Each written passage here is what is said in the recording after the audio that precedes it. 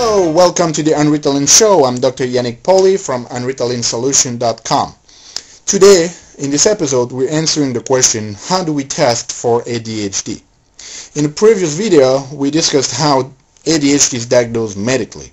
But again, this was just labeling the behavior into disease. What we want to do is really understand what is going on with the child. So in the Unritalin solution evaluation process, we have 7 levels or 7 steps that we go through in the evaluation process. And the first step is about interview. It's about talking with the parents, with you, with your child, and try to understand what is going on. What is going on in his life, in school, how is it affected, in his social integration, and so forth and so on. We've found through experience also, now there's 10 years that we're working with children like that, is that in the history there's 10 questions that are very, very important to ask. I call them the 10 key indicator questions because those questions can already give us some clues to pinpoint to some of the most common causes of ADHD. Now, if you'd like to get those questions, what you do, you go to our website, unritalinsolution.com, on the front page, and you sign up for a free ebook. Those 10 questions are in the ebook. So go there and sign up after you finish watching the video. So that was level 1.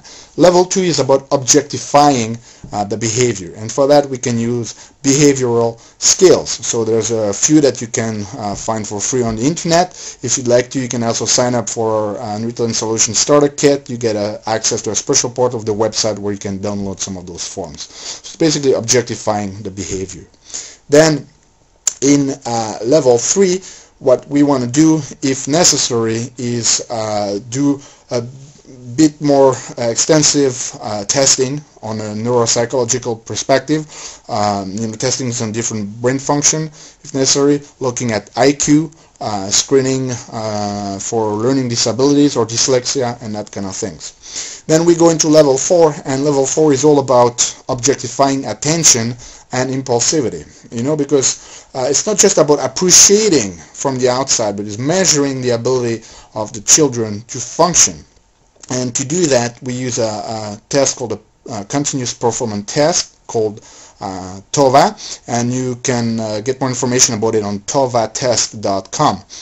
Then we go in level number 5, and this is really trying to understand what is going on in the child. So we do a very, very comprehensive physical exam as well as neurological exam. And we're not looking at frank pathology like a neurologist would do. We're looking at subtle difference in brain activation. And the best trained practitioner that you can find for that is a chiropractor trained in the field of functional neurology. So if you want more information about that, you can go on our website as well. Now there's some more sophisticated ways to measure how the brain function and the differences that children with ADHD have. For example, quantitative EEG is another option. Another one is some what's called SPEC, is looking at how your brain activates. It's a more invasive things. You may have heard of the work of Dr. Daniel Amen, but this is more expensive and more aggressive type of diagnosis, if I can say. But just looking at how the brain function, if you find a good chiropractor trained in chiropractic functional neurology, that will help a lot. Then level 6 is about basic blood work. There's a few things that we have to look at. For example, we have to look at the metabolism of iron. There's some studies from France that show that 75% of kids with ADHD have anemia. They have problems with iron, and iron is a very important mineral to help the production of dopamine, which is the main neurotransmitter involved in ADHD. And then in level 7, we're going about more advanced, what we call functional testing. We can be looking at, is there food intolerance, is there deficiencies in essential fatty acids, is there toxicity in the system, do we have some gut problems with bacteria and toxins that affect the brain, and so forth and so on. So as I said, it's not important just to label the behavior. It's important to really understand what is going on, and this is why we need a very comprehensive evaluation of the child. We'll talk more about it in our series of video here, so stay tuned, and if you want more information, check out our website. I'll see you soon. To get 20 more videos like this and 2 great free bonuses, visit unretailinSolution.com/free.